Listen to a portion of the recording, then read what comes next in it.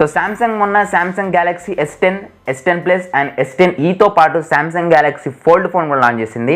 So ఈ వీడియోలో Samsung galaxy fold phone గురించి టాప్ 5 ఎక్సైటింగ్ ఫీచర్స్ గురించి మాట్లాడదాం. సో ఫీచర్స్ అయితే ఒక్కొక్కటి ఎక్సలెంట్ అల్టిమేట్ ఫీచర్స్ ఉన్నాయి. సో ఫీచర్స్ ఏందో మీరే చూద్దరు. So let's get started.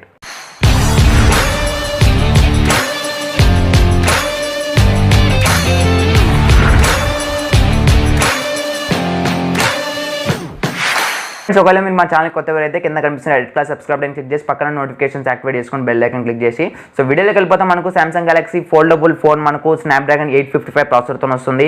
And మీకు 12GB ర్యామ్ లభిస్తుంది, 512GB స్టోరేజ్ లభిస్తుంది, UFS 3.0 స్టోరేజ్ లభిస్తుంది. చాలా ఫాస్ట్ ఉంటుంది స్టోరేజ్.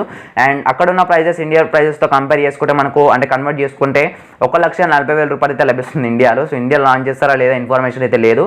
సో 5 ఫీచర్స్ గురించి మాట్లాడుకుందాం. సో ఫ్రెండ్స్, ఫస్ట్ ఫీచర్ వచ్చేసరికి దీని ఇంజన్ చెప్పుకోవచ్చు. సో ఇంజన్ అంటే తెలుగులో చెప్పాలంటే కీళ్ళు. సో డోర్కి మనకు కార్నర్లో కీళ్ళు ఉంటాయి కదా, సో ఫోల్డ్ అవ్వడానికి. సో ఈ ఫోన్ కూడా మనకు ఫోల్డ్ అవుతుంది కాబట్టి మిడిల్లో ఇంజ్ అయితే కంపల్సరీ. సో సామ్సంగ్ చెప్పిన ప్రకారం చూసుకుంటే ఇది 1 lakh వరకు ఫోల్డ్ చేసిన దీన్ని డ్యూరబుల్ అయితే ఏం కాదని చెప్తుంది. సో చాలా డ్యూరబుల్ అండ్ స్ట్రాంగ్ అయితే చెప్తుంది. సో ఇమ్మర్సివ్ ఇంజన్ కూడా చెప్తుంది. సో చాలా డ్యూరబుల్ అని చెప్తుంది. ఇంజిగా మీకు బ్రేక్ అవ్వడం కానీ సో ఫోల్డ్ అవుతుంటే మీకు అట్లాంటి ఇష్యూస్ అయితే ఏముండవని చెప్తుంది. సో చాలా స్ట్రాంగ్ అయితే తయారు చేసామని చెప్తుంది సామ్సంగ్ అయితే. సో ఓవరాల్గా ఇంజి చూసుకుంటే అది ఇంజి లాగానే కొడతలేదు.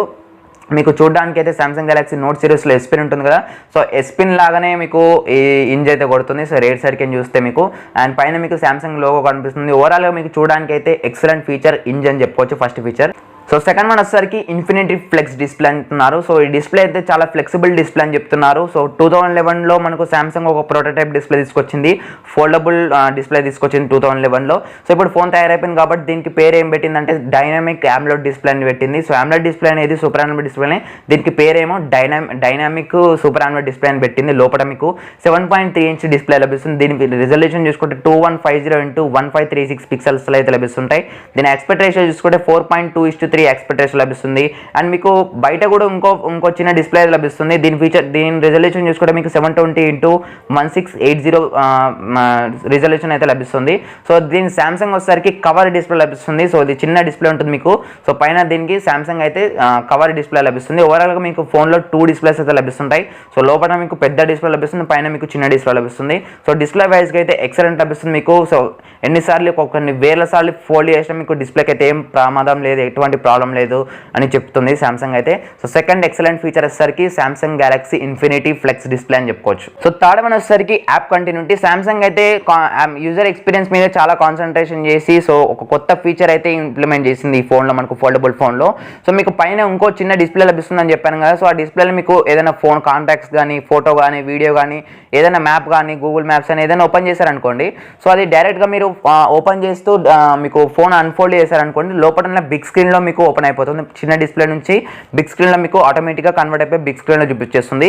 సో ఇట్లా మీకు కొన్ని యూజర్ ఎక్స్పీరియన్స్లో మీకు చిన్న ఇంప్రెస్ అయ్యేలాగా కొన్ని ఫీచర్స్ అయితే లభిస్తున్నాయి. సో ఫస్ట్ ఫీచర్ వచ్చేసరికి మనకు ఈ ఫీచర్స్ చిన్న ఫీచర్స్లో మనకు యాప్ కంటిన్యూటీ అని చెప్పొచ్చు. ఇది ఎక్సలెంట్ ఫీచర్ లభిస్తుంది మీకు. డైరెక్ట్గా మీకు బిగ్ స్క్రీన్ నుంచి చిన్న స్క్రీన్ నుంచి బిగ్ స్క్రీన్ మీకు స్విచ్ అవ్వచ్చు. అండ్ మీకు చిన్న డిస్ప్లే నుంచి కాల్స్ కూడా మీకు డైరెక్ట్గా అక్కడ నుంచి చేసుకోవచ్చు. బిగ్ స్క్రీన్ లోపల ఉన్న డిస్ప్లే ఓపెన్ చేయకుండా మీకు చిన్న డిస్ప్లేలో నుంచి కూడా మీకు కాల్స్ అయితే చేసుకోవచ్చు.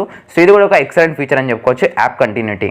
సో ఫ్రెండ్స్, ఫోర్త్ వన్ వచ్చేసరికి మల్టీ యాక్టివ్ యాప్స్. సో ఈ ఫోన్లో మీకు ఒకేసారి మల్టిపుల్ యాప్స్ అయితే మీరు యూజ్ చేయొచ్చు. సో మనం ఆండ్రాయిడ్ ఫోన్స్లో స్ప్లిట్ స్క్రీన్ అని చూస్తాం కదా, సో 2 యాప్స్ యూజ్ చేస్తాం. సో ఈ ఫోన్లో ఒకేసారి మీకు 3 యూజ్ చేయొచ్చు. సో ప్రస్తుతం అయితే YouTube and WhatsApp, Microsoft office అయితే మీరు ఈ 3 అయితే యూజ్ చేయొచ్చు. సో మీకు డాక్యుమెంట్ టైప్ చేస్తూ మెసేజ్కి రెస్పాండ్ అవుతూ అండ్ ఇంకో పక్క మీరు వీడియో కూడా స్ట్రీమ్ చేయొచ్చు. సో ఇట్లా మీరు 3 పనులు ఒకేసారి సేమ్ టైంలో మీరు చేయొచ్చు. సో దీన్ని మనం సామ్సంగ్ అయితే మల్టీ యాక్టివ్ యాప్స్ అంటుంది. సో ఓవరాల్గా ఈ ఫీచర్ కూడా ఎక్సలెంట్ ఫీచర్ అని చెప్తున్నాను. ఎందుకంటే బిగ్ స్క్రీన్లో మనకు ఒక పక్క వీడియో స్ట్రీమ్ చేస్తూ, ఒక పక్క మనకు ఏదైనా మనకు నచ్చినట్టు వర్క్ చేస్తూ, ఇంకో పక్క మనకు వాట్సాప్లో చాటింగ్ కూడా చేసుకోవచ్చు. సో ఓవరాల్గా మంచి ఎక్స్పీరియన్స్ ఉంటుంది మనకు. సో మన ఫోన్లో నార్మల్గా ఆండ్రాయిడ్ ఫోన్లో ఉన్న స్ప్లిట్ స్క్రీన్తో కంపేర్ చేస్తే మనకు ఈ 3 ఫీచర్స్ అయితే ఎక్సలెంట్ ఉన్నాయి. ప్రస్తుతం అయితే కొన్ని యాప్స్ ఉన్నాయి, త్వరలో కొన్ని యాడ్ చేస్తారేమో మరి. లాస్ట్ అండ్ ఫిఫ్త్ ఫీచర్ వచ్చేసరికి దీని కెమెరాస్ అని చెప్పుకోవచ్చు. సో ఓవరాల్గా ఈ ఫోన్లో మీకు 6 కెమెరాస్ ఉంటాయి.